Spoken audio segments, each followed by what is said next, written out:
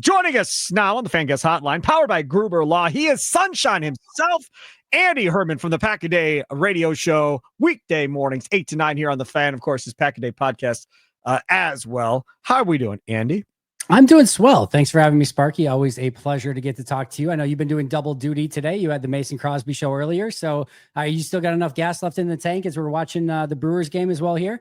This is pretty much common now because tomorrow I'm doing double. Monday I'm doing double. Tuesday I'm doing double. So yeah, I'm locked into double duty now going forward. I do get Crosby back tomorrow. Earlier today it was me and Tommy, which was fun either way. I do have a question for you. It's a personal question. I hope you're able to answer it honestly. And not lie to me about this. How many hats do you own? Because you are a guy that always has a hat on every time we see a podcast. Oh, I was going to do now my camera. He just knocked over his camera. Knocked over the camera. All right, that's a problem. I see I was going to show you all the hats that I have, but now it's a major problem. So, yeah, I have 1, 2, 3, 4, 5, 6, 7, 8, 9 up on my shelf, one on my head, and a couple upstairs as well. That's not too bad. So you don't have 100 or anything. No, cover for me though. Oh, no, that's fine. Yeah, I mean, I was thinking like there's 100 hats. Like some people love collecting like basketball shoes, right? And they've got like entire closets of basketball shoes. If you come in my house, the front door, there's this big thing that hangs on the back of the front door. So like the inside of the house in the living room, right? And we put all of our hats in there. And there's probably like 5 or 6 baseball hats in every single one of those things. I bet you we got like 60 baseball caps on the back of the front door between me and all my kids and Kay of all the hats that we all like to wear from time to time. And Andy always has a hat on. So I just assume that Andy probably had a ton of hats, right, Charlie? I would assume so too. I know it's usually the orange hat though. The one that he's wearing right now. That's the hat that I see all the time. I got a wall of hats in my room. You do? And it does not hold all my hats. I got hats on the ground. I got hats in the closet too. I'm a big hat guy. Yeah, and your girl, she's good with this? Oh, she's fine with it. Yeah, she buys me hats. Oh, like she the does. last 3 ones I've gotten. Yeah, to add to it. Mm-hmm. Right, very good. Andy Herman back in center screen now on YouTube after taking out that camera. I'm glad it's not broke. That would be that would have been even worse. That would have been problems. Yeah. Yes. Okay. Let's talk about practice today between the Packers and the Seahawks. We'll talk about the actual play, but first I want to talk about the fights. I had to get you on to talk about what all went down. Now that I saw a little bit of video of the big, I don't know what you want to call them, scrums of guys kind of pushing and shoving, it feels like, from what I can tell, maybe Tucker Kraft and Zach Tom were kind of at the forefront of all of this. What could you make out? Yeah, the first one, it felt like it escalated kind of out of nowhere, and it definitely felt like Zach Tom was at the forefront. Then Elton Jenkins got thrown to the ground. Messiah Swinson was drowning under players at one point. And then, of course, you had like the benches clear and everything got a little bit crazy. It definitely felt like, Zach Tom threw numerous punches throughout the course of that one. And it felt like Elton was more of a little bit of a bystander on that one, but I couldn't tell if there was maybe something that he instigated earlier and prior to that. But yeah, it got very aggressive, very fast. That was one of the more, I thought, crazy kind of skirmishes. And then it felt like cooler heads were going to prevail. They had a few plays that took place. And then a couple of plays later, Messiah Swinson, I think it was, maybe it was Johnny Lumpkin. I don't know. I get those two guys confused all the time. They end up, kind of starting something again. Then Anthony Belton's getting down and punching, boxing for him. And like he's throwing punches and other guys are throwing punches. And it got really out of hand. Zach Tom did not get to finish practice because of his involvement in the entire thing. I know Elton Jenkins wasn't in on the final drive. I'm not sure if he got kind of kicked out of practice too, but yeah, it was kind of a wild and crazy MMA type day at Packers practice today. Andy, when Belton gets into a boxing stance, what are you doing if you're looking at Belton getting into a boxing stance? Pleading. I'm in the negotiation. I'm in the negotiation phase. Listen, that dude runs a faster 40 than I do. I'm not going to outrun it. Like, what did he probably ran like a 4 or something 40? Like, I'm not running that. So I'm not going to be able to run. So I'm very deep into the negotiation phase at that point. Like, Anthony, just joking, just kidding. So yeah, if we get into that scenario, 5.26, not that fast. See, 5.26, you got him, Andy. You can outrun him. There's no way I can run a 5.2. You think you're running a 5.26? I don't think I can run a 5.26. I don't know. I have no idea. Maybe my change of direction is better. Maybe I can, sort of zig and zag back and forth or something. I don't know. It's not either way. It's probably not going to end great for me. He punches me, I'm dead. Like, I'm literally physically dead. It's over. He's going to knock like whatever through the other side of me, and he's going to kill me on first punch. That is not happening. Let's talk about this practice and what did actually happen.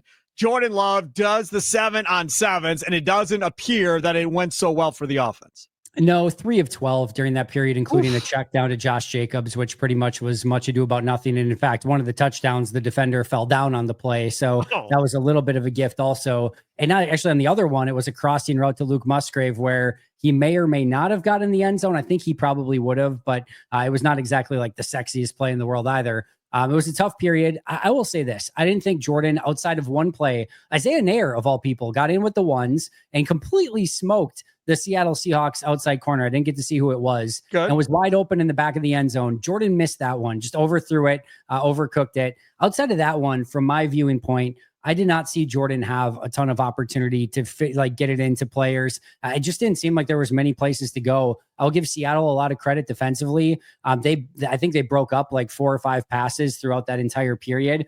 They were tenacious and they were getting in throwing lanes pretty consistently. I think Green Bay needs to probably do a better job of getting off of coverage. But outside of the one play from Jordan, I had a tough time putting pretty much anything on Jordan throughout that period. But yeah, it was not pretty for the offense. And then after that period, you had a session right after that where they did 11-on-11. Malik was at quarterback. Right. Josh Jacobs drops an out route. Tucker Kraft fumbles the screen pass, and Romeo Doubs had a perfect fade thrown right to him in the front of the end zone, and could not come up with that play. A very catchable ball from Malik Willis in that situation. So there was just that middle portion of practice that was about, at least offensively, as bowling shoe ugly as you could possibly get at that point in time. Okay, so drops have been a conversation piece on our radio station, on your podcast, everywhere, as far as how much better are the wide receivers, tight ends, everybody going to be with catching the football. I'm not at practice every day keeping track of this stuff necessarily. I'm just kind of reading your stuff on the air, what you're putting out there. It doesn't feel like they've gotten any better catching the football to me.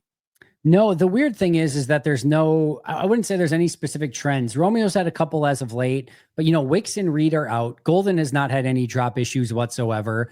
You'll see like one here and there from a tight end. Jacobs had one today. It just seems to be like spread all the way around. Malik Heath's had a few, but it doesn't necessarily seem to be any one player that's just like dropping it over and over and over again.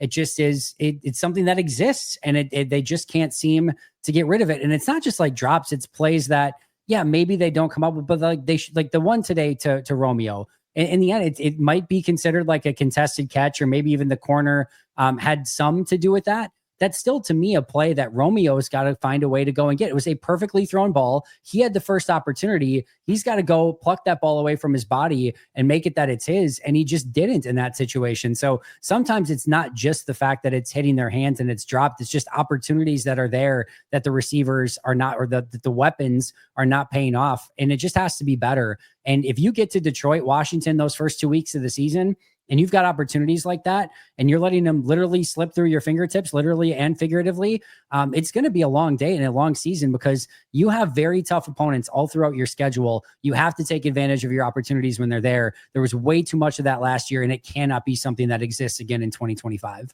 If we talk about this offense, Andy, Herman, the two names that excite me the most currently, Matthew Golden, Tucker Kraft. Anybody else? Yeah, those are definitely Josh Jacobs is obviously still very exciting as well, but Kraft has had a great training camp. He, outside of today, of the fumble today, he was unstoppable. They could not keep anyone on Tucker Kraft all throughout practice. He caught catch after catch after catch. Also, shout out to Luke Musgrave today, who was phenomenal. He came up. This was easily the best day of Luke Musgrave as a Green Bay Packer of anything we've seen in a game, in a scrimmage, in a practice, in a family night, any of it. This was the best day I've seen from Luke Musgrave. So hopefully that's a harbinger of things to come. But overall, no, I would agree with you. Matthew Golden, Josh Jacobs, Tucker Kraft, those have been easily the three most. I would also put Marshawn Lloyd in that category when he's out on the field. It's just that has been unfortunately a major issue for him. Yeah, major issue indeed. Andy Herman, Pack a Day radio show, weekday mornings, 8 to 9 here on the Fan. Pack a Day podcast. Make sure to check that out wherever you have your podcast at. Check it out on YouTube as well. So defensively, did the defense win the day like the Seahawks did against the Packers offense? Yeah, so this is one of those things where they have two practices that are basically going on at the same time. And as a viewer of practice, you have to pick your poison. Do you want to go watch the defense or do you want to go watch the offense? So I chose to watch the offense throughout the majority of all of the day, other than the final reps that you got to see everything. The one thing I did see is the big 2-minute drill at the end for the number one offense for Seattle, which Evan Williams ended with a gorgeous interception as they tried to hit Jackson Smith and Jigba deep. From what I heard, the defense did fine, but Jackson Smith and Jigba did eat them alive for 3 touchdowns. Also had a catch during the 2-minute drill as well. So he apparently had a massive day for Seattle. Everything else, it seems like run game and every other receiver, they pretty much kept under wraps. But JSN, who is apt to do from time to time, had a massive performance. But other than that, it seemed like it was a pretty good day from the defense. Correct me if I'm wrong. I mean, in these situations, you're really not scheming up. If this was a regular season game, Hafley schemes up stopping him, and it's probably not as big of a day because the Packers really didn't give up 100-yard receivers that much last year at all. You're not scheming anything up. You don't have Nate Hobbs. You don't have Xavier McKinney out there. Like, it's just a totally different ball game when you're actually going out there and trying to stop people. So again, a lot of this in practice and in preseason is for evaluation. You want to see how players do in certain situations. And it's just to see like who goes out and grabs roster spots and those sort of things. So, that it is far less to do with actually trying to scheme to stop a player in these scenarios and more to do with evaluating how they respond to some unique situations. On the way out, plugs away. Go ahead. Radio show, podcast, whatever you want to promote. Yeah, Pack a Day Radio Show, 8 to 9 here on The Fan every single Monday through Friday, along with super producer Tommy Wirtz. And then, of course, the Pack a Day Podcast 365, wherever you get your favorite podcasts, YouTube, everywhere else. And then you can find me at Andy Herman NFL. It's a beautiful thing, Andy. So thank you so much. Hey, appreciate you a ton. Have a good one, Sparky. Take care. There is Andy Herman, Fan Guest Hotline, powered by Gruber Law. One call. That's all.